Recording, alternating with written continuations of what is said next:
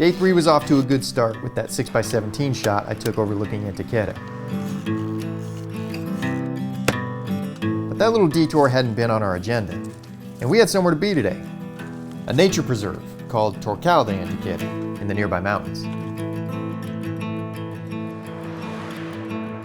Pulling close to me and hear the music speak of that day when our hope was born. Only problem was I kept holding up the show, wanting to stop and take pictures on the side of the highway. Pulling closer still for that hope, it is in our Lord. We needed to hit the road, and I wasn't going to make my driver pull over again. Unless I encountered a bunch of sheep or something. There's a bunch of sheep up there. Okay, but I really don't need any pictures of sheep. I gotta find a way to get them in a shot. I mean, it's not like I've never seen sheep before. I don't know how many pictures of goats I need, but... I know the difference between a goat and a sheep. I obviously misspoke. Kinda just look like rocks from this angle. But what can I say? It made me happy to see some sheep. This is great. I love all of them, individually. I am a child. How do you get sheep to look at you?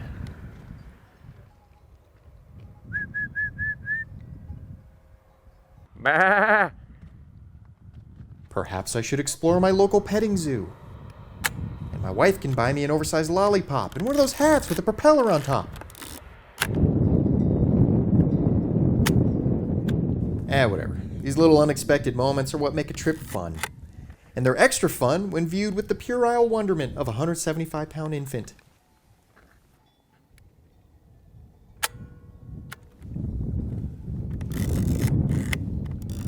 Alright, mood and vibes and mood, we get it. Got some decent photos, nothing award-winning, but more importantly, I got to see some sheep. Now, it was time to get going for real.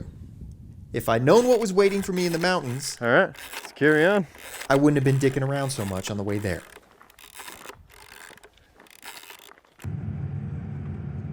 As we made our way up, we ascended into a thick mist. Visibility was almost non-existent. Oh my God. Came out of nowhere. But it's alright, because we were riding along a narrow road against a sheer drop-off with no guardrail that looked like you were staring into the event horizon. Must looks the end of the universe, right? This is when we got our first glimpse of the rock formations here in Torcal de Antequera. You know, alien landscape is a hackneyed phrase, but I really can't come up with better words to describe this place. And the fog was the icing on the triple-layered red velvet cake of photographic opportunities. Oh, this guy with the sunglasses. Is the sun disturbing you, man? This is where I'd end up getting some of my favorite photos from the trip.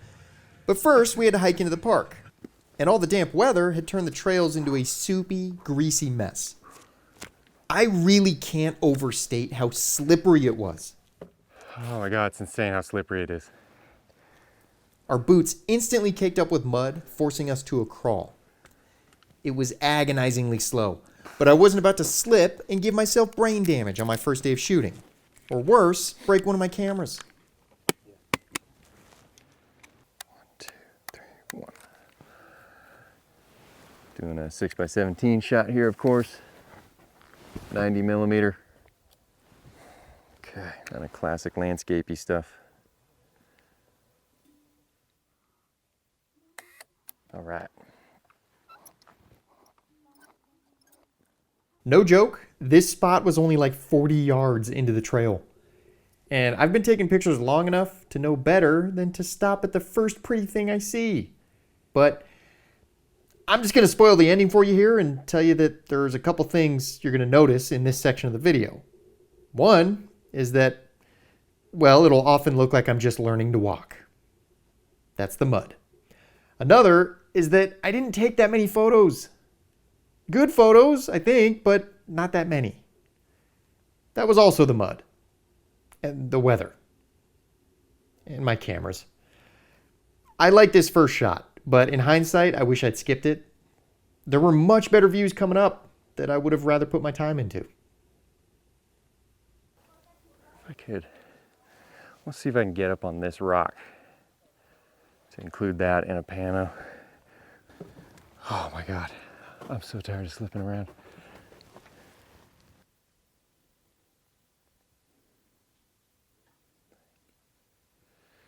This is awesome.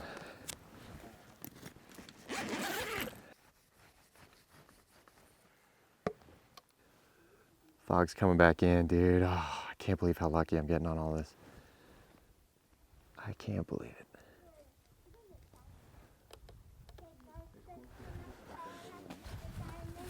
So, I'm gonna put some swing on the lens, which I don't use all that often on landscapes, but I have this wall of rocks going off in the distance and then my subject way out there.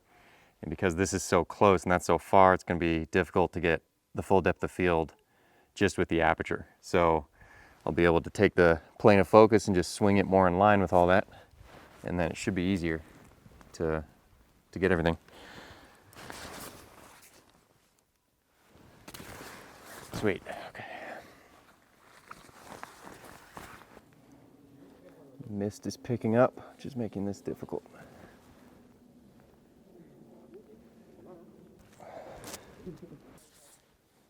The process means as much to me as the results when it comes to photography. And so I try not to doubt my choices in how I take pictures. I love using a view camera. I love shooting film. I love the results. There's no doubt about any of that. But sometimes I wonder if I'm just being foolish. How the hell is that possible? My life would be so much easier shooting everything handheld with a digital camera.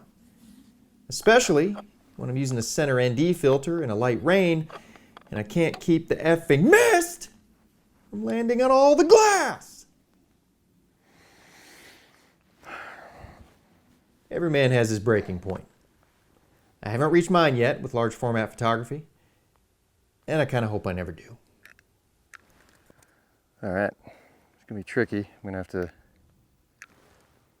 take the cover off the lens, snap an exposure right away, and then put it right back on. Because this mist is causing problems.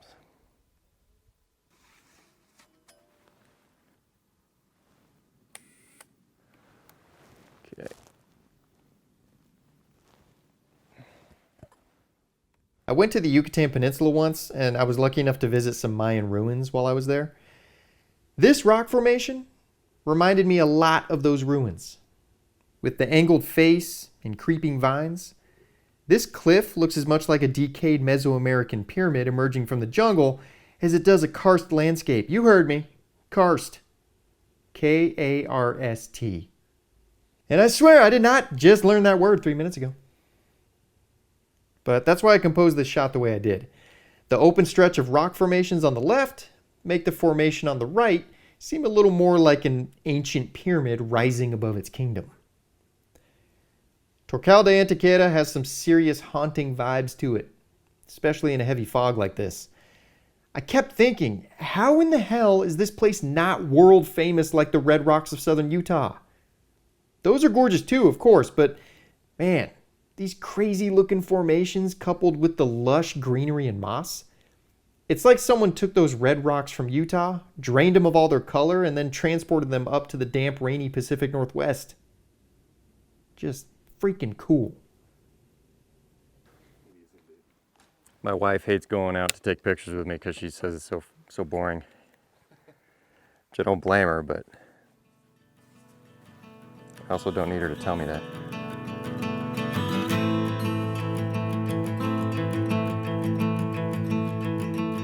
Head on down that path to where it narrows in real fast, and you fear that you may be lost. The mud here is nuts. Move on deeper, Might not even be worth it trying this, dude. move on deeper still, for that way leads you to a cross. At the feet of whom paid your cost. So the mist has turned into basically rain, which is making it really hard to shoot 6x17 as much as I want to. So broke out the Texas Leica, get a few shots to satiate me. No polarizer would be great here, but I ain't prepared to deal with that hassle.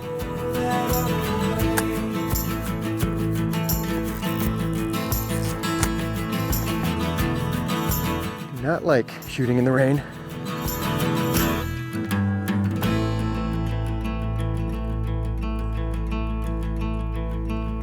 Careful of the seed, shallow, withered in the heat, and those weeds that will choke you out. Moving deeper still, so those birds, they won't eat you up. That wind, it won't pick you up. And you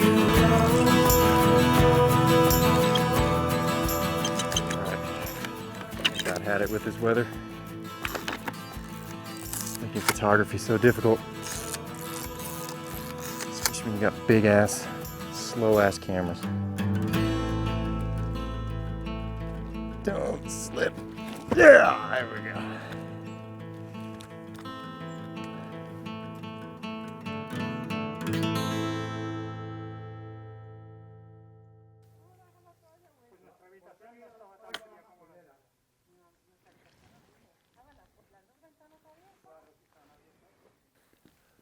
This one's fighting me.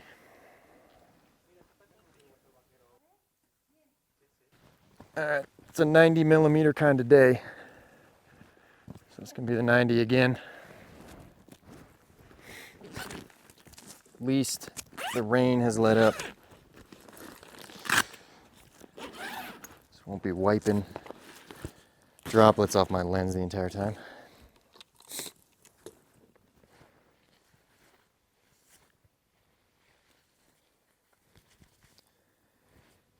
Jeez, man, it's like these lens cloths are not clean or something. Useless. This is insane. It's like every other wipe puts more on the lens. All right, F it. That's as good as it's gonna get. And that's good enough. This is why I take pictures in the desert.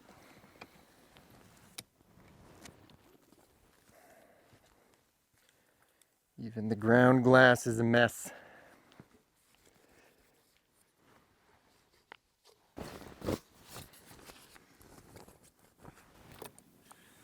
It'll give me time to realize I put the wrong lens on. Good, I spent so much time cleaning it. Oh man. Can you tell I'm burning out?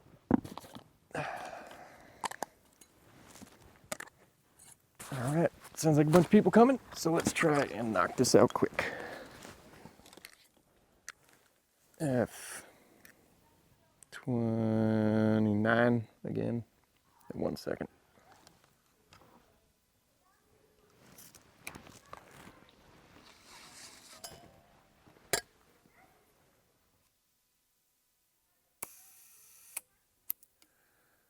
Okay.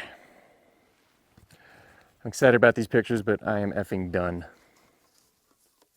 Tired of slipping and sliding. So let's get out of here.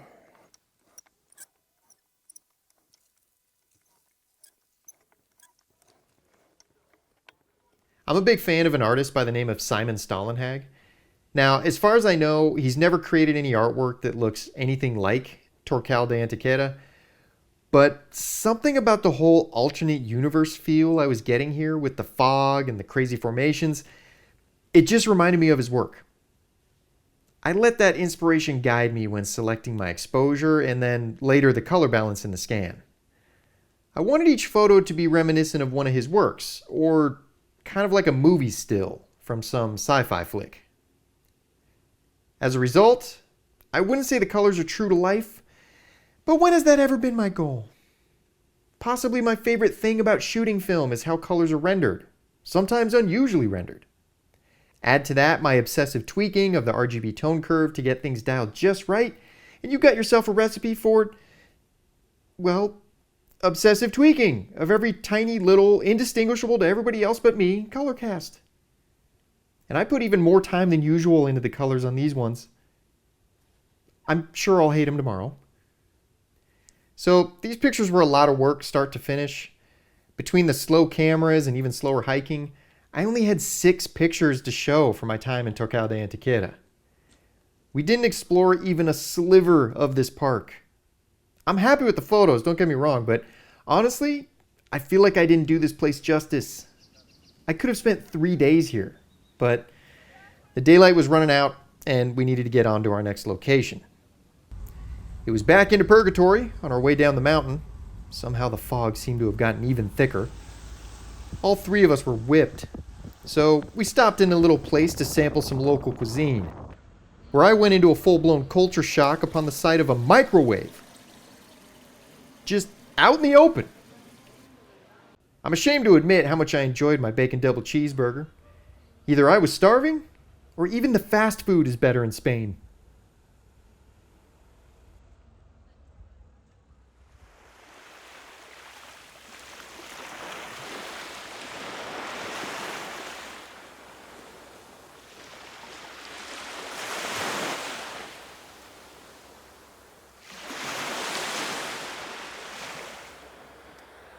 Closest I've ever been to Africa. I gotta touch the Mediterranean.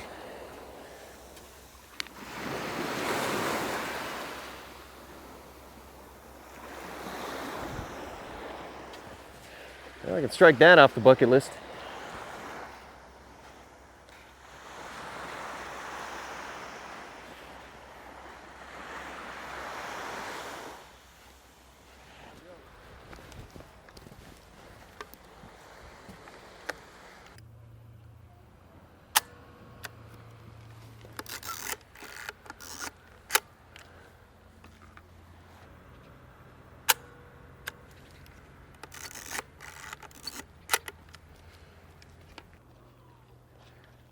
Toying with breaking out the 4x5, shooting some black and white.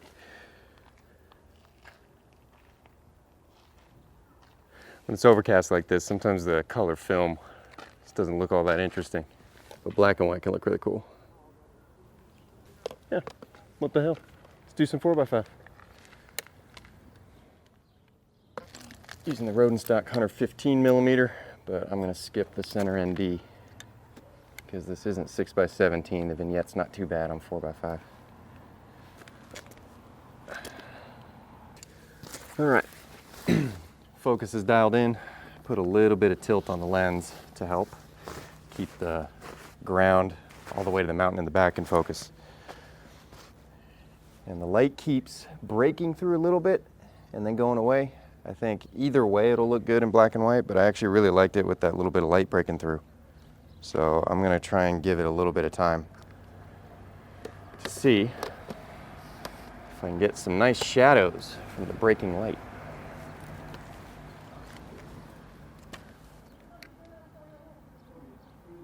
Well, just like the pano from yesterday morning, I had to stand around and wait for the clouds to cooperate.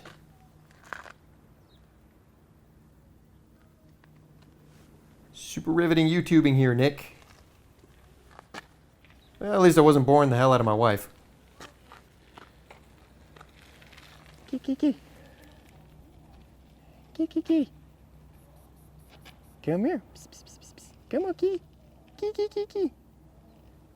Come on. I'm good with cats. I'm really good with cats. Come on. Gato. Por favor.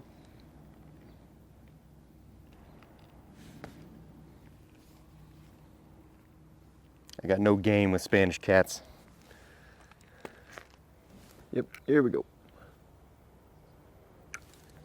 22, 1/25th. 1/125th, I mean. Okay. And the light fades. Perfect. The film is Ilford HP5 Plus, and in addition to the lens tilt I used, there's also a bit of lens rise and shift to get the structure positioned where I wanted it. What drew me to photograph this building is the clear dividing line between super old and unmaintained on the right, with the more cared for section on the left. That's why I have it split down the middle of the composition. I love the brush creeping over along the bottom, the tilted wall sconce, and the broken awning up top. It's almost like that decay on the right is slowly swallowing up the rest of the building. But someone there on the left evidently cares too much about their half to let it go too far. There's something poetic there about man's futile conquest to subjugate the chaos of the universe and the illusion of control that we cling to so we don't feel like the hopeless ants we are, scurrying for our lives in the incomprehensible babble of an emotionless cosmos. That, or it's just a cute little picture of a building in the south of Spain. I was feeling so good about the big brain intellectual commentary I was making with my photo, gifting to the world with my art, that I scoured deep into this beachside town for another powerful composition. No distance would be too great for me to find this next masterpiece.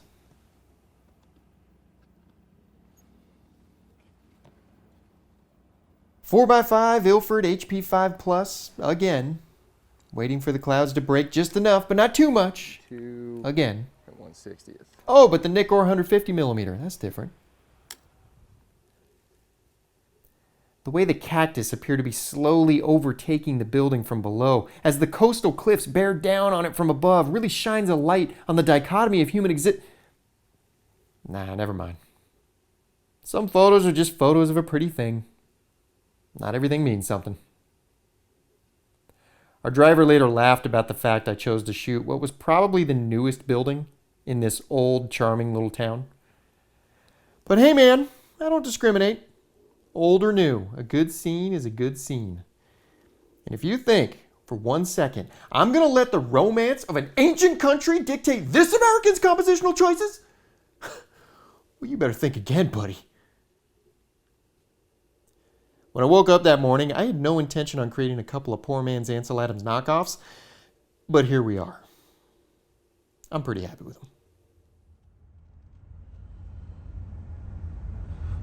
Down there is where the helicopter spotted me. Next, it was off to a beach in Cabo de Gata near this little restaurant, where we would later have some incredible Mediterranean food while enjoying equally incredible views. And this time, the cuisine was actually local and authentic. The beach was gorgeous, of course. However, I wasn't feeling all that jazzed to photograph it. You know, being from Southern California, I've photographed my local beaches to death. Seriously, like an embarrassing number of unimpressive beach sunset photos are sitting on my hard drive right now. So, with my heart only partly in it, I created this photo that's only partly good.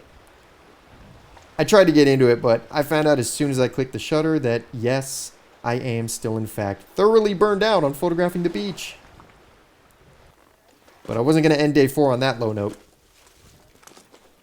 Lucky for me, the hike we had taken down to the beach was, well, stunning. Oh man, look at this. It's totally worth color. This is cool.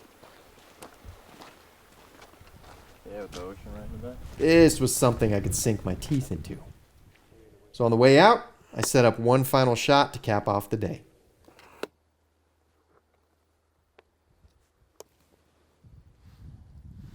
So I'm using the center ND again, because I'm using the 90mm again. The glare off the ocean is insane right now. So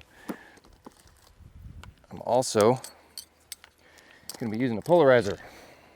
Don't like having this many filters when I'm pointing into the sun, because it's just more and more layers to create unwanted reflections. But I think the glare would be worse.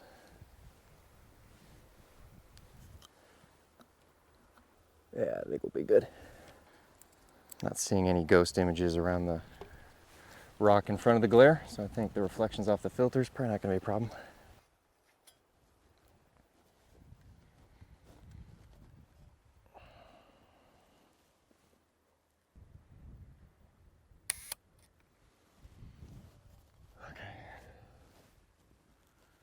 Sure, I've shot a lot of beaches, but never one with this kind of red on white rock. The lighter rock is a sedimentarious Hertstone, while the darker is a parliamentiferous opaldite that gets its red color, of course, from its high lycopene content. I have no idea what I'm talking about, and I made most of those words up. But whatever the real geology is here, I think it's pretty damn beautiful. My guess is the white rock is probably limestone, and the red is something with a high iron content. That's as deep as my geology knowledge is going to take us, though, folks. I'm very pleased to see no double image ghosting on that glare around the rock. This is a testament to the quality of my filters. No wonder that center ND was so damn expensive. So it ended with a photo I'm reasonably proud of and was actually excited to take. But day 4 had proven to be my least productive day of the trip. That's alright though. The next few days would more than make up for it.